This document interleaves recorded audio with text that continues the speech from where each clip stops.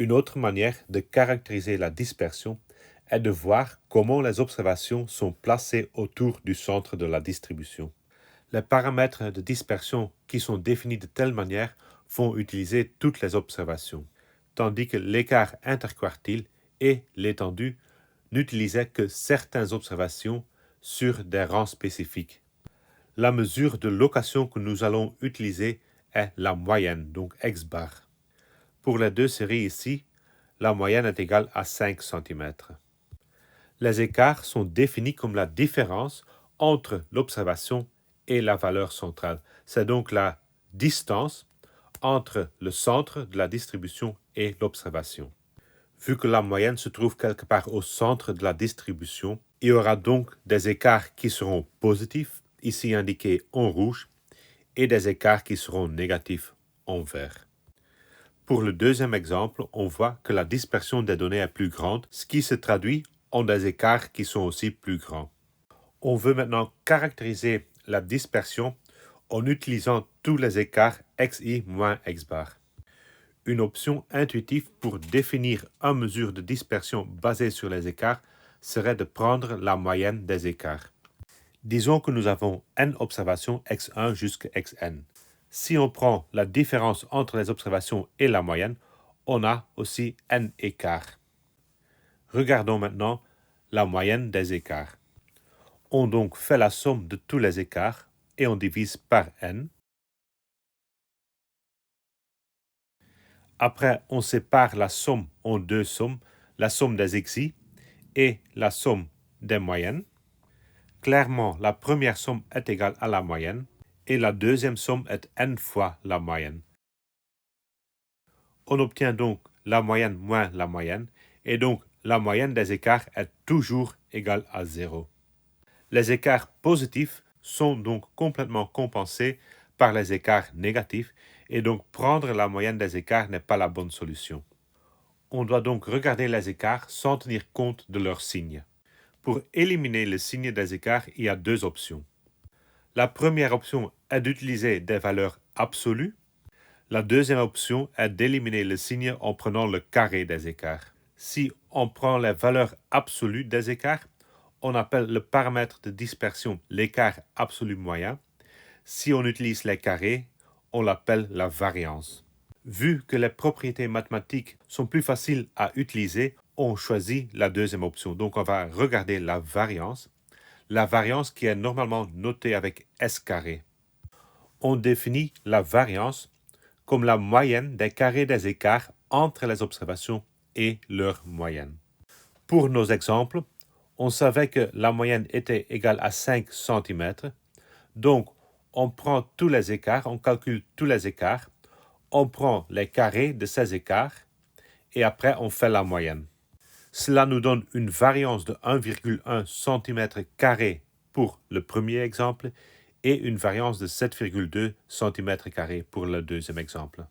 On observe que la variance de la deuxième série est plus grande que la variance de la première série, ce qui est déjà un bon signe. Mais on remarque aussi que la variance est exprimée en centimètres carrés, tandis que la moyenne est exprimée en centimètres. Cette caractéristique va compliquer l'interprétation de la variance. Pour ça, on définit l'écart type comme la racine carrée de la variance. De cette manière, l'écart type et la moyenne ont la même unité et donc c'est plus facile pour comparer des choses. Pour nos exemples, l'écart type de la première série est égal à 1,05 cm, l'écart type de la deuxième 2,68 cm. Si on retourne maintenant à l'exemple des indices de richesse, on trouve les écarts types comme dans le tableau. On voit que l'écart type du Brabant wallon est le plus petit, ce qui confirme nos observations à partir des boîtes à moustaches. Clairement, le Brabant wallon est la province le mieux placée en termes des indices de richesse. Sa moyenne est la plus haute et sa dispersion la plus petite. On voit aussi que la dispersion de Liège est la plus grande. Les observations pour Liège montrent donc la plus grande variabilité. Si la série est recensée, on définit la variance comme donné ici. L'explication est très simple.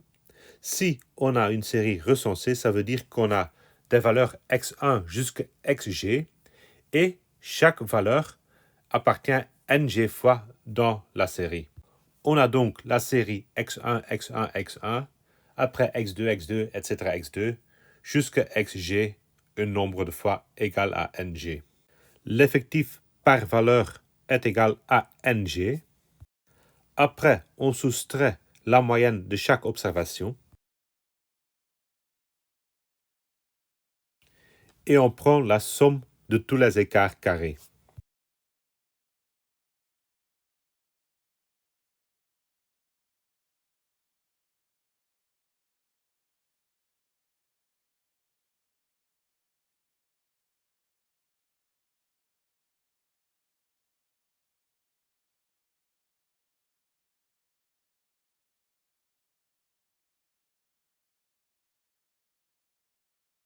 Dans la somme, on voit que chaque terme apparaît un nombre de fois égal à son effectif.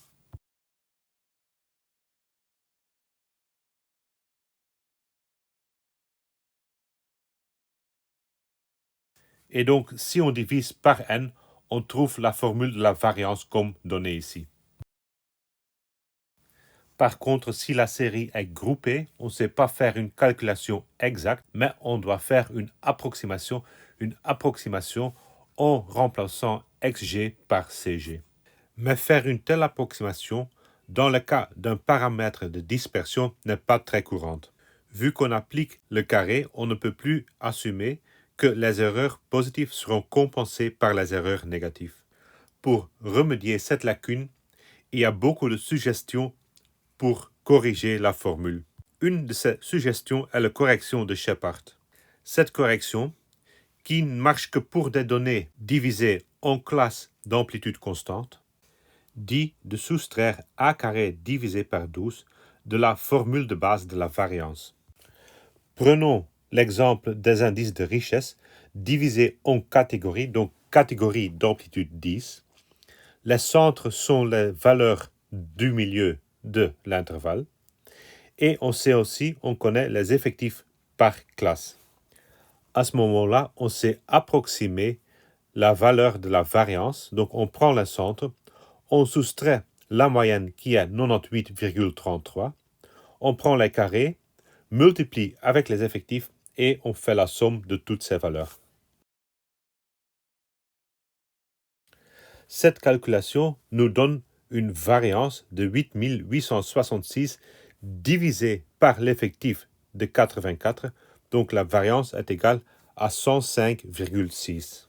Par contre, la variance exacte est égale à 115. Donc on connaît les données brutes, on connaît toutes les valeurs, donc on sait calculer aussi la variance exacte, et on voit qu'il y a une différence de 10 entre la variance exacte et la variance calculée à partir de la série groupée. On voit que la variance approximée est déjà plus petite que la variance exacte, et donc si on appliquait la correction, donc la correction de Shepard, on obtiendrait une sous-estimation de la variance qui est encore plus importante. Prenez comme deuxième exemple une base de données qui contient 107 tailles qui sont mesurées en centimètres et qui sont groupées par classe de 10 cm. De nouveau, on connaît par classe les centres et les effectifs, ce qui nous permet de calculer la variance approximative. Cette variance est égale à 9019 divisé par l'effectif total de 107, ou c'est 84,28 cm². Par contre, la variance calculée basée sur la série brute est égale à 76,32 cm². Si maintenant on applique la correction de Shepard, on prend le 84,28 et on soustrait l'amplitude carrée, donc c'est 10 carré divisé par 12, et on obtient une valeur corrigée de 75,95 cm². Pour cet exemple-ci, la correction de Shepard nous donne donc une bonne approximation de la variance réelle. La variance est donnée comme la moyenne des écarts carrés entre les observations et la moyenne. Le choix pour la moyenne n'est pas aléatoire. On a déjà montré que c'est exactement ce choix qui va minimiser la somme des carrés des écarts. Regardons maintenant une définition plus générale. Donc, on définit S carré A, où on soustrait une valeur, une constante A, au lieu de la moyenne. Dans ce cas, le théorème de Koenig-Huygens nous dit que la moyenne des carrés des écarts entre les observations d'une série et un paramètre A se décompose de façon suivante. S carré A est égal à la variance S carré plus le carré de la différence entre la moyenne et la constante A. La démonstration de cette proposition est basée sur le produit remarquable qui est noté sur le slide, basé sur la distributivité et aussi basé sur une propriété de la série centrée. Prenons la somme des carrés des écarts. On applique un petit truc, donc on ajoute et on soustrait la même valeur. Dans ce cas, on ajoute et on soustrait la moyenne et on le sépare de manière suivante. Donc on prend xi moins x bar plus x bar moins a. De cette manière, on voit à gauche l'écart qui est utilisé pour calculer la variance et à droite la différence entre x bar et a.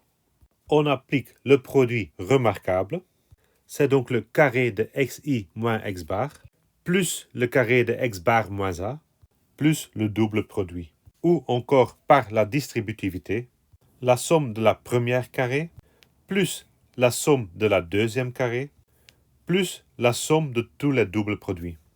Finalement, on va réécrire la deuxième et la troisième terme. La deuxième terme est indépendante de l'indice i, donc c'est x bar moins a carré plus x bar moins a carré plus x bar moins a carré, etc. n fois. Donc au total, c'est n fois x bar moins a carré.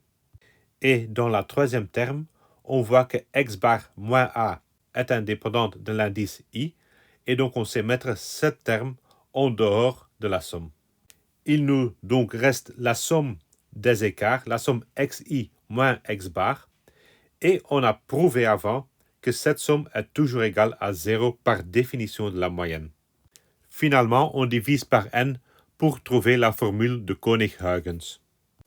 La deuxième proposition nous donne une formule équivalente pour la variance. Cette formule alternative dit que la variance est égale à 1 divisé par n fois la somme des carrés des observations moins le carré de la moyenne. En pratique, cette formule est souvent plus facile à calculer et donc c'est souvent cette formule qui sera utilisée. La preuve est très simple. On prend le théorème de Koenig-Huygens et on utilise une valeur a égale à 0. Une troisième formulation de la variance est donnée par la formule montrée ici. Vous remarquez que dans cette formulation, la moyenne n'est plus présente. Ce que cette formulation nous dit est que comparer chaque observation à la moyenne revient à la même chose que comparer toutes les observations l'un à l'autre. Reprenons l'exemple avec ces 10 observations fictives. La moyenne était 5 cm, mais maintenant on ne va plus utiliser la moyenne, mais les différences, les écarts entre les observations. Montrées ici sont les différences avec ce point et avec cette observation. Si maintenant on ajoute les écarts pour les deux points marqués en orange, on voit que chaque écart va apparaître 2 fois dans la somme, ce qui explique pourquoi on divise par 2 dans la formule.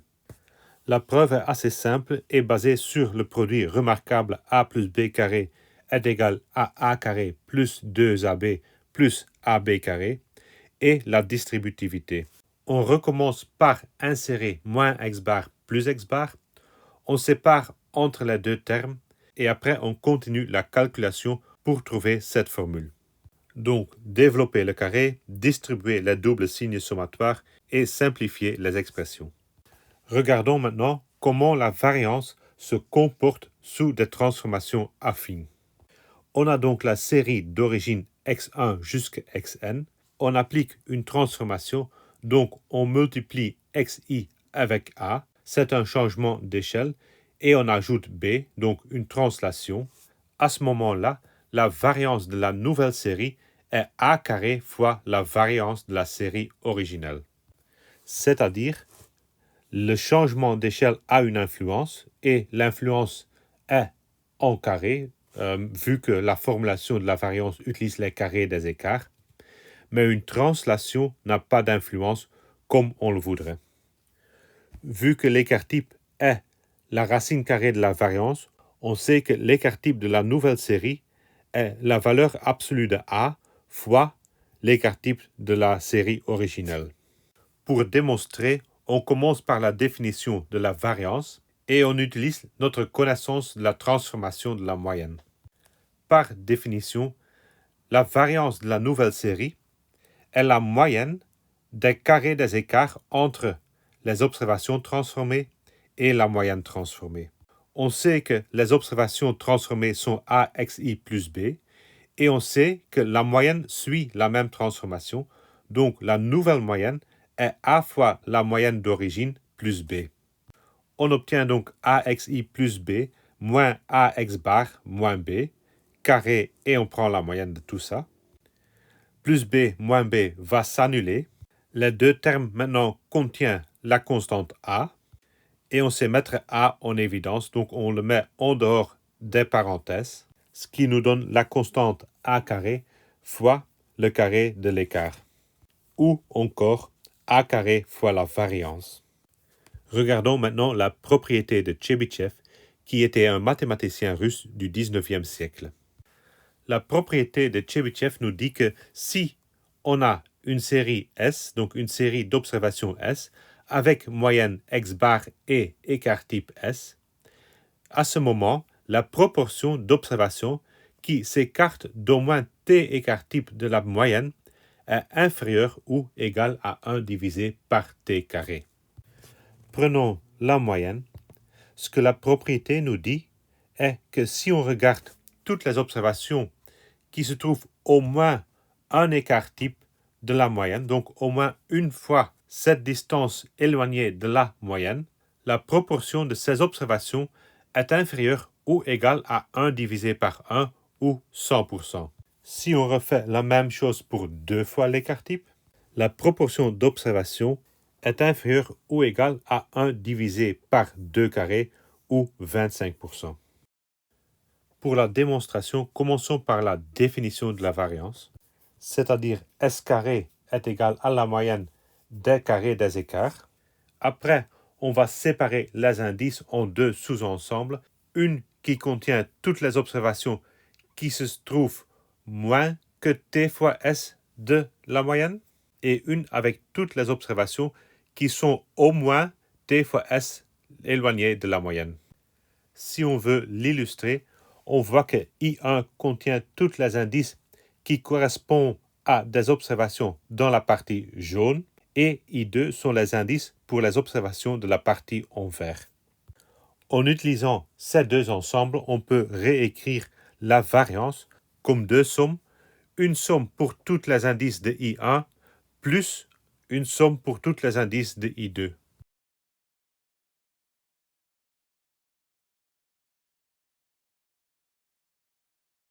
Chaque des deux termes est une somme de carrés, donc chaque des deux termes est positif, et donc si on supprime la première terme, on obtient cette inégalité.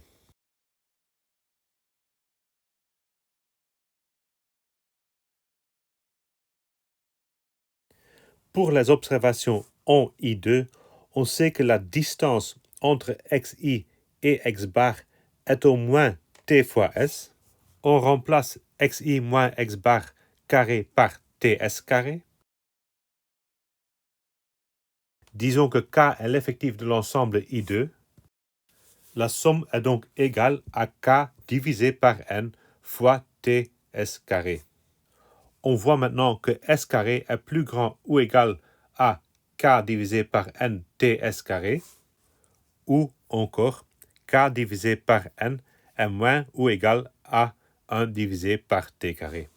Vu que k divisé par n est la proportion qu'on cherche, la propriété de Tchebychev est prouvée.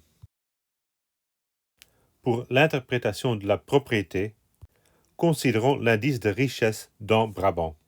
Pour le Brabant, on a 27 observations qui sont distribuées de cette manière. La moyenne pour le Brabant est 114 Et si on calcule l'écart type, on trouve que l'écart type est égal à 8,63. Prenons par exemple t égale à 2.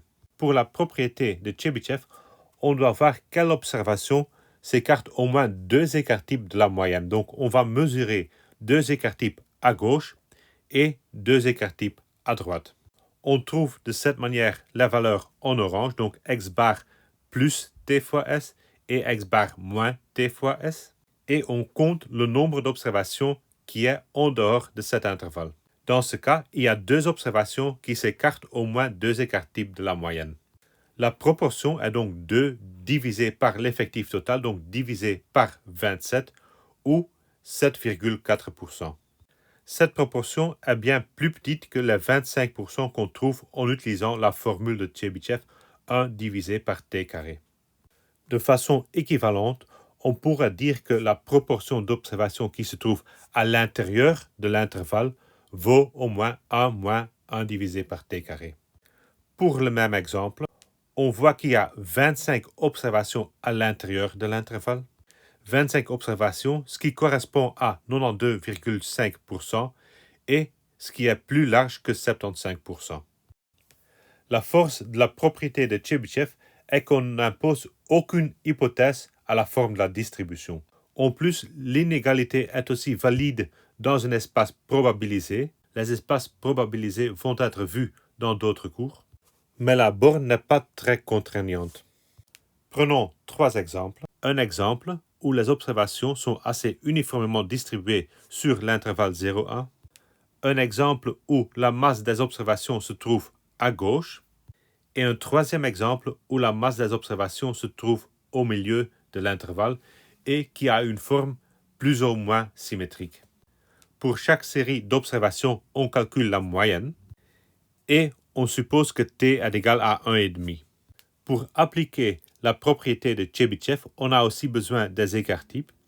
L'écart type pour le premier exemple est 0,29. L'écart type pour le deuxième, 0,25. Et pour le troisième, l'écart type est égal à 0,19. On calcule la borne pour la propriété de Chebyshev. Donc, on calcule x bar plus ou moins une fois et demi s. Et on compte le nombre d'observations qui ne se trouvent pas dans cet intervalle. Il y a respectivement 3, 2 et 4 observations sur un total de 30 qui tombent en dehors de l'intervalle. Les proportions sont donc 10% pour le premier cas, 6,6% pour le deuxième cas et 13,3% pour le troisième cas. Ce sont des proportions assez limitées, alors que la proportion maximale par la propriété de Chebyshev est égale à 44%. Suppose que nous avons une population P avec n individus et on sait le partager en K sous-populations. Donc on a des sous-populations P1 jusqu'à Pk et chaque sous-population Pi a son propre effectif Ni, sa propre moyenne x bar I et sa propre variance S carré I. Considérons comme population les communes de Wallonie. Cette population a un effectif de 262. Et prenons comme sous-population les provinces. Donc, chaque province a un effectif. Pour Hainaut, l'effectif est 69. Pour Namur, l'effectif 38. Luxembourg, 44. Liège, 84. Et en Brabant wallon, il y a 27 communes. On va regarder les indices de richesse. Donc, on connaît les moyennes par province. On sait aussi calculer les variances par province. On sait comment calculer la moyenne de P en utilisant les moyennes des différentes provinces. Mais est-ce qu'on sait aussi calculer la variance de P en utilisant les variances des différentes provinces? La réponse est oui, et la formule pour la variance est donnée par cette formule-ci. Pour prouver cette relation, on recommence par la définition de S carré. On sait qu'il y a K sous-populations, P1 jusqu'à Pk, et on associe I1 jusqu'à Ik aux sous-populations. Ig est défini comme l'ensemble des indices des observations qui se trouvent dans la sous-population Pg. On sait maintenant réécrire la somme des carrés des écarts.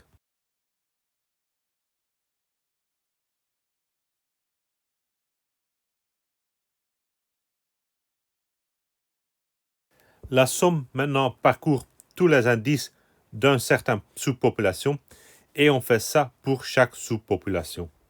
Rappelons maintenant le théorème de Koenig-Huygens. Si on veut appliquer le théorème de Koenig-Huygens par sous-population, on doit faire quelques petites modifications.